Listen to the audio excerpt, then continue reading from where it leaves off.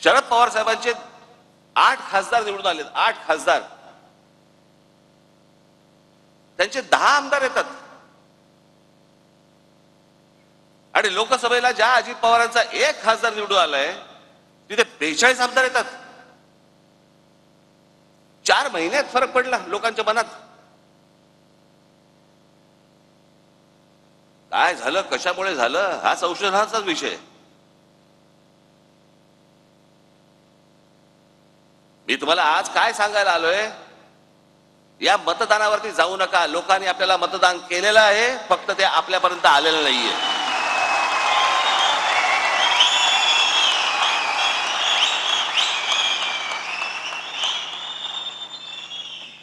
तुम्ही असं कुठेही मनामध्ये धरू नका की लोकांनी आपल्याला मतदान केलं नाही. लोकांनी मतदान केलं, पण ते केलेलं मतदान कुठेतरी गायब झालं.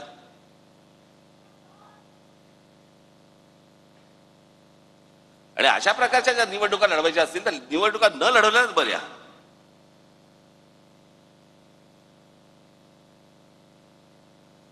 अर्थात ही पण गोष्ट निघून जाईल. कोणी कुठच्या गोष्टीचा अमरपट्टा घेऊन आलेला नसतो. अशा गोष्टी होत असतात.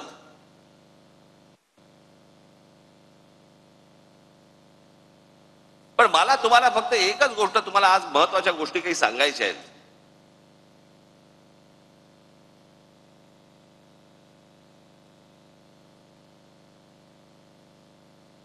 की ज्या गोष्टी तुम्हाला पक्षाने आजपर्यंत ज्या तुम्हाला सांगितल्या, ज्या आजपर्यंत पक्षाने ज्या गोष्टी केल्या, जी आंदोलनं केली, ज्या गोष्टींचे निर्णय लागले, या गोष्टी कुठेतरी तुम्ही पण सतत लोकांसमोर मांडत राहिले पाहिजेत.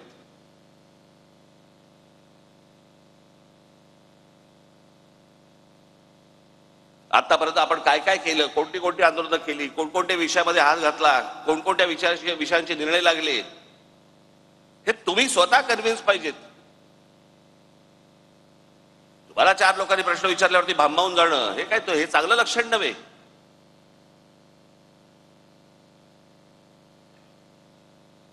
पण मी आज तुमच्यासाठी काही गोष्टी इथे आणल्या आहेत मुद्दामून, ज्या तुम्ही लक्षात ठेवल्या पाहिजेत.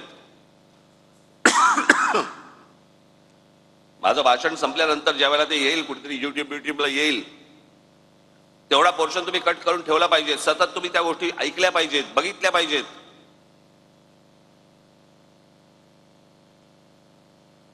आणि हा जाणीवपूर्वक केलेला प्रचार असतो, जाणीवपूर्वक केलेला प्रसार असतो.